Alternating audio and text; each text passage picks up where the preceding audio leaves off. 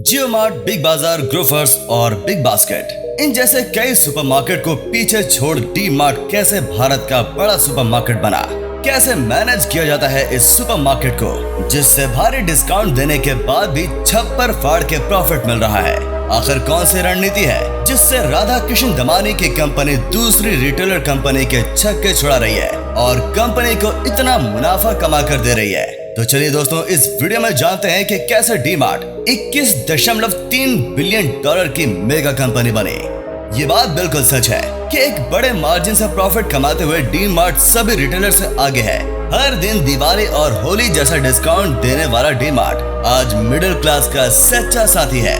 2002 में Avenue market द्वारा own की गई इस सुपर कंपनी को स्टॉक इन्वेस्टर राधा किशन दमानी ने कभी एक स्टोर से शुरू किया था और आज भारत में 300 से भी ज्यादा स्टोर्स के साथ ये कंपनी कई एंटरप्रेन्योर्स की हवा टाइट कर चुकी है। रिटेल इंडस्ट्री में कोई भी सुपरमार्केट ब्रांड डी मार्ट के करीब अपना स्टोर खोलने से पहले 2 बार जरूर सोचता है, क्योंकि यहाँ मिलने वाले सस्ते सामान के चलते कंज्यूमर इसी स्टोर की तरफ अपना रुख कर लेते हैं। लेकिन ये सवाल हर ग्राहक के जहन में जरूर आता है कि आखिर ये ब्रांड भारी डिस्काउंट देकर भी मुनाफे में कैसे रहता है, जहाँ डिस्काउंट देने से ज्यादा कंपनी को नुकसान उठाना पड़ता है। वहीं डी मार्ट की गाड़ी तरक्की से पटरी पर कैसे दौड़ती है। अब बात यह है कि डी मार्ट के सक्सेस की कहानी राधा किशन दमानी का अनुभव और बिजनेस स्ट्रेटेजी से जुड़ी हुई है। 61 साल के राधा किशन दमानी ने स्टॉक मार्केट में अच्छी खासी पकड़ बनाने के बाद अपने एंटरप्रेन्योर बनने की कहानी शुरू की थी। स्टॉक के आइडियाज को रिटेल पर लगाते हुए वो धीमे धीमे आगे बढ़े। 2002 में उन्होंने रिटेल चेन मेथड से पहले एक स्टोर स्टैब्लिश किया, फिर slowly steadily progress based strategy को अपनाते हुए 20 सालों में एक के बाद एक 300 नए स्टोर्स खोल दिए। अब जियो मार्ट, बिग बाजार जैसे ब्रांड के हजारों स्टोर के सामने ये आंकड़ा भले ही छोटा लगता है, लेकिन प्रोडक्टिविटी और गुणवत्ता को मेंटेन करते हुए आज डी मार्ट भारत का नंबर 1 सुपरमार्केट चेन है। ये इसीलिए संभव हो पाया है क्योंकि उन्होंने लो स्केल पर काम करते हुए पहले सप्लायर और वेंडर पर अपनी पकड़ बनाई।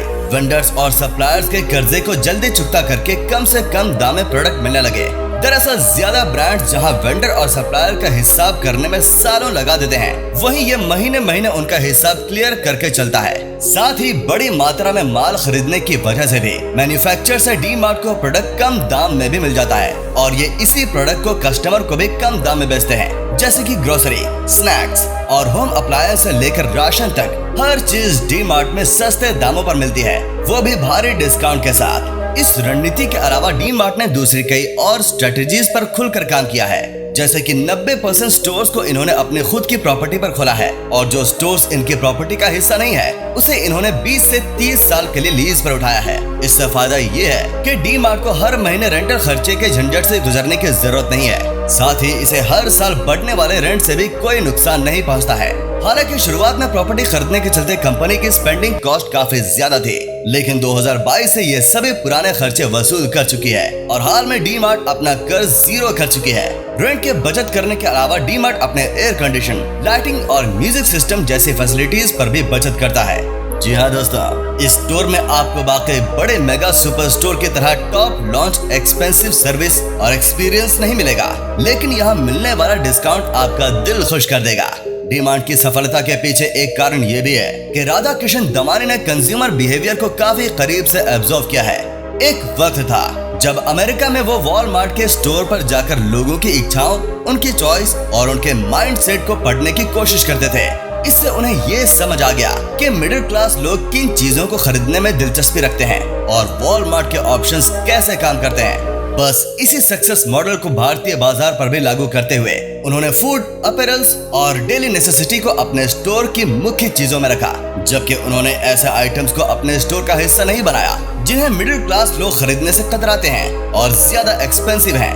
अब डेली यूज के प्रोडक्ट से बिजनेस चलाने का एक फायदा ये भी है कि इसके लिए ना तो एडवर्टाइजिंग और मार्केटिंग पर ज्यादा पैसा खर्च करने की जरूरत है और ना ही ज्यादा स्टाफ की जरूरत है। ऐसे में एक भारी खर्च को बचाकर डी मार्ट इसे डिस्काउंट देने के लिए इस्तेमाल करता है और ये कॉन्सेप्ट लंबे समय से काम कर रहा है। अपने कस्टमर्स की भारी छूट को बरकरार रखने के लिए डी मार्ट ने बाकी कई फीचर्स को सीमित किया है, क्योंकि इनका मकसद सबसे कम कीमत में लोगों की डेली जरूरत को पूरा करना है। इसके लिए डी मार्ट ने कुछ प्रोडक्ट को खुद भी ओन किया है और उन्हें mini max, DMart premier, D homes जैसे नाम से अपने स्टोर पर रखा है। अपने इस प्रोडक्ट की मैन्युफैक्चरिंग पर डी-मार्ट खुद ध्यान देता है और इसीलिए स्टोर पर इनकी कीमत काफी कम है। इससे एक बात तो साफ होती है कि राधा कृष्ण दमानी अपने स्टोर पर वॉलमार्ट के विजन से रिकॉर्ड तोड़ कमाई की है। पहले इनका नाम केवल लेजेंडरी स्टॉकर के रूप में गिना जाता था, लेकिन अब इनकी गिनती देश के बड़े एंटरप्रेन्योर्स में होती है।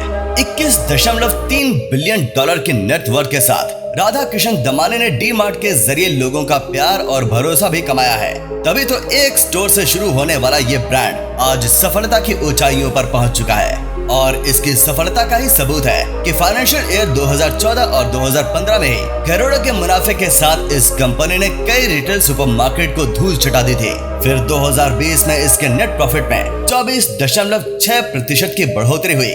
अब आलम ये है कि 2021 में इस कंपनी का नेट प्रॉफिट 1492 करोड़ के पार था। जल्द ही वो भी दिन दूर नहीं है जब ये ब्रांड 2 ट्रिलियन जितनी बड़ी कंपनी बन सकता है। और ऐसे में इसकी कामयाबी की छलांग कई रिटेल ब्रांड्स का दम तोड़ सकती है। अब इस पर आपकी क्या राय है और डी-मार्ट के सक्सेस मॉडल से आप कितने सहमत हैं?